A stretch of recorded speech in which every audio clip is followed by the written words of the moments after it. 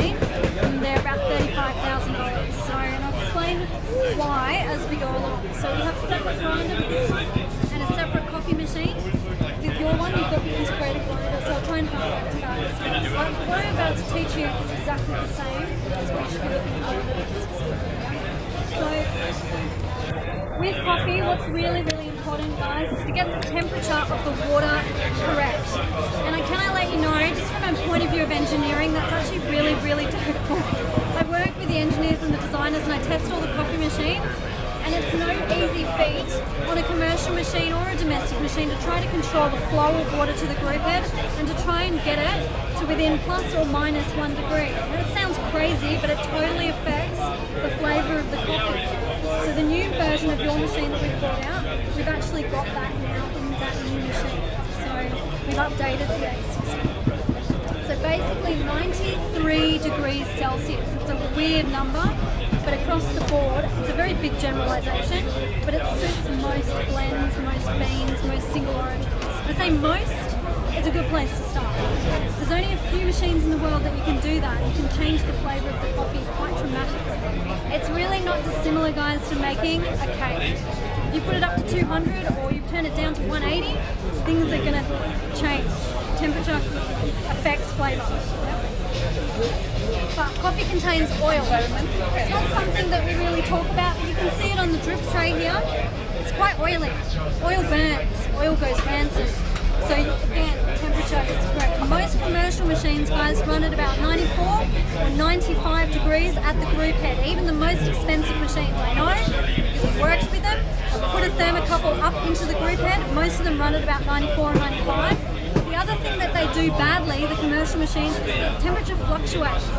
So it goes from 95 down to 94, down to 93, right up to 96. So if you had a graph, it goes like this.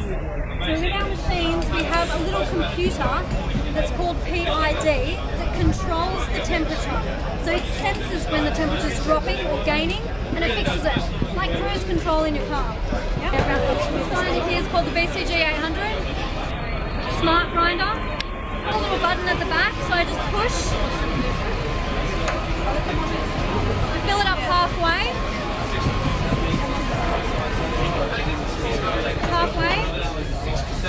And then I do 2 collapses to settle the ground. Again, this dose is something, even in cafes around Sydney, it's so greatly underestimated. The dose is flavour. You're not going to put 3 eggs into your cake and then 2 eggs the next day. It's always 3 eggs, if that's what the recipe says. So 2 collapses and then fill it up. So even if I'm in, Switzerland or Germany or England, if I was demonstrating it, I would do the dose the same every single time to get the same flavour from the coffee. Fill it up so that there's a bit of a gap. Yep. And then I do a movement. Every barista's got their own technique, guys. I'm not here to tell you how to do it, but it's from a point of science. You don't want any holes because the water will just go straight through the holes. So basically just do that. I'm just going to knock off the top. If you're really keeping an eye on it, you can get the exact amount of coffee every time, but it does take a bit of practice. So I prefer to have a little bit too much so that I have the ability to just do that, which means I can get that dose spot on every time. Yeah? But how do I know? Because it's all by eye. It's pretty tricky, right? So we've got a tamper with a line, and even when I was working in the cafe, I'd steal one of these from upstairs and actually use it on the commercial machine. Because it gives you that vibe, it gives you that visual. It's got to be in line with the top. If you don't have a tamper with a line and you're using another machine, 5 millimeters from the top. Yours has a line, so you're good. Yep, 5 millimeters from the top. It's like the magic number. I don't know why, it just is. It seems to work really, really well. You also want to try and get the surface flat if you can. Give it a clean. Do you see baristas doing tap, tap, tap? Tapping is not good, guys. Let's do it. See how it lifts off the edge? See that? See the little hole? The little hole's not good. Under that much pressure, that water's just going to slide right down that hole. Yeah, which means we're not going to pick up any of the oils in the coffee. So after you've basically tamped it, don't hit it, smack it, don't be rough with it. Just keep it gentle.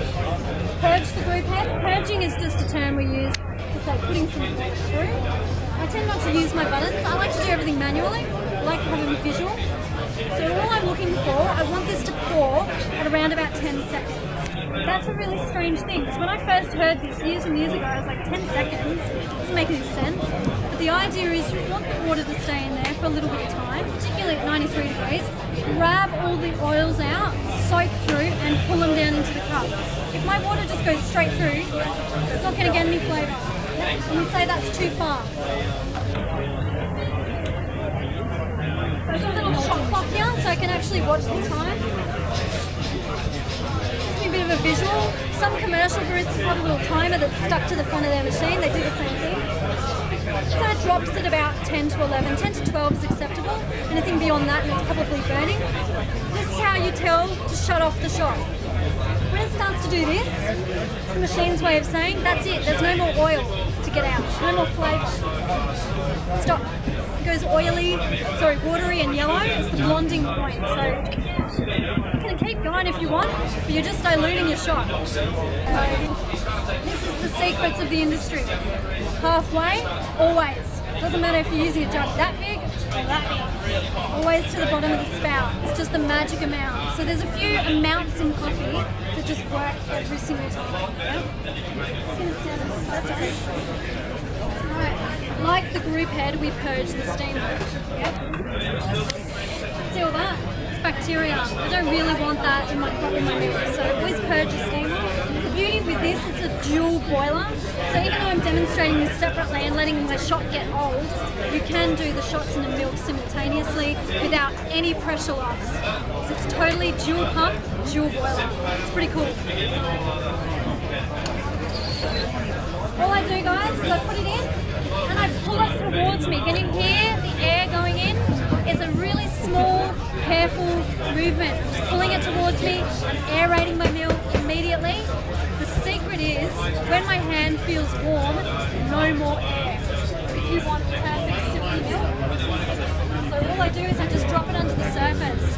Now you can't hear any air going in. Yeah? When my hand starts to burn, cut it. For some of you men in the audience, your hands are stronger than mine, so you might want to leave it on for 3 more seconds or use a thermometer. There's no shame in using a thermometer. It's a recipe. So coffee is about getting consistent. So I don't really mind what you use, whether you use your hand, thermometer, whatever.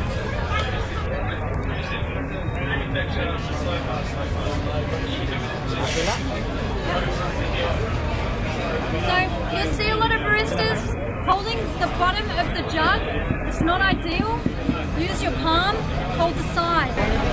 Yeah, that's a really good question. Should we heat the cup up? We should absolutely heat the cup up. If you want a really good tasting coffee, you put it into a warm cup, it tastes better. Yeah? Put it into a cold cup, it's not too good. Put it into a really hot cup, not good either. So just use the hot water of the machine to just warm your cup up a little bit before you fill. It's a bit foamy because I wasn't really paying attention, but you can see the actual type of foam here. So it's not too weird. Just because you can't pour a rosetta doesn't make you a bad barista. It's about the shot. The shot is where the flavour is. The shot is what gives you a really good coffee. And most of the time in cafes you put a lid on it anyway. And don't get me wrong, I love latte, I love rosettas, I muck around with all sorts of, swans and tulips, but the reality is that it really comes down to the flavour of the coffee. So you need a high quality coffee, you need a roasted on date, not a use by date. Don't buy supermarket coffee. Anyway, you'll see it roasted on date. It's the date the coffee beans were roasted. It's very, very likely that they've gone to the trouble of actually getting a very high quality coffee bean, because they can control the amount of coffee that's going out. So the supply chain to supermarkets is very difficult to control, and by law you need a use by date on the bag for retail coffee. Coffee goes off and rancid at 1 month past the roast date. 1 month? 1 month past the roast date. 3 weeks or 3 months. You're going to hear that a lot of people might disagree with me, but I've worked in a roastery for 3 years, so that oil, no matter how you package it, you can flush it with nitrogen, you can suck the air out of it, you can put it in a black bag, you can foil line the bag, you can do all sorts of things. It will go rancid. It will go off. It won't taste good. Coffee needs to be used fresh. It is optimal to use coffee between 5 and 20 days. You get a 2-week peaking window like yellow bananas. The coffee is at its absolute best. So immediately coffee oxidizes. The moment you cut that bean up into little particles, all the aromatics disappear. When we have the flu, when we have a blocked nose, we can't taste anything. So 98% of what we perceive as flavour is actually aroma, believe it or not. You want to keep your aromatics in, guys. Buy the smallest possible bags of coffee that you can buy. Get to know your local roastery. Create a relationship with your local barista. Get it roasted on date. Package your coffee in a black bag. Keep it in its coffee bag, but seal it immediately. Even in whole bean, just keep that bag closed and keep your bags in the dark. Don't put them in the fridge or the freezer because there's condensation and that water will get into the bag and destroy your beautiful oil. Feels like we do 10-year life testing on them, and so we try to see what breaks and what can be improved. You know, we even worry about the seals up in the group head, like if it's the right material or if we can improve the material. We're looking at thermal stabilities of metal. Do the metal rust against other metals? You know, every single possible thing in our machines is like tested to within an inch of its life. And I'm the one testing some of it. QC tests some of it. China tests some of it. The guys from MPD fly over to China like probably every 2 months or so. So there's constant conversations and communications with this is what we need. We need the same dose every time. We need to watch our shot. Is it pouring at 10 seconds? What does it look like? What does it taste like? It's all about taste.